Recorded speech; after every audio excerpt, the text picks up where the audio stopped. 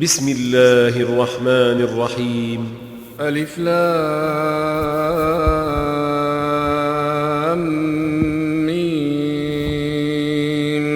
تلك آيات الكتاب الحكيم، هدى ورحمة للمحسنين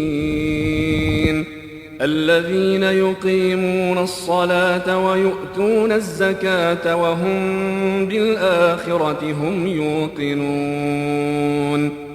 أولئك على هدى من ربهم وأولئك هم المفلحون.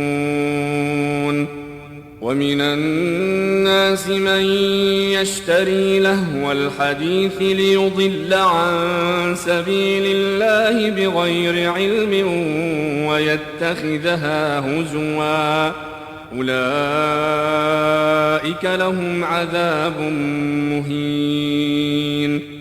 وإذا تتلى عليه آياتنا ولى مستكبرا كأن لم يسمعها كأن في أذنيه وقرا، فبشره بعذاب أليم.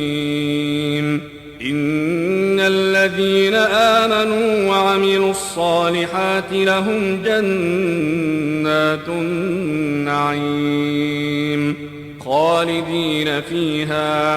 خالدين فيها وعد الله حقا وهو العزيز الحكيم.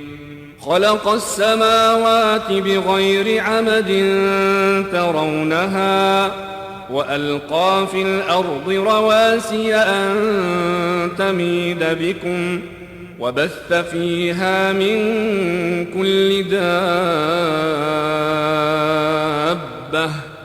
وأنزلنا من السماء ماء فأنبتنا فيها من كل زوج كريم.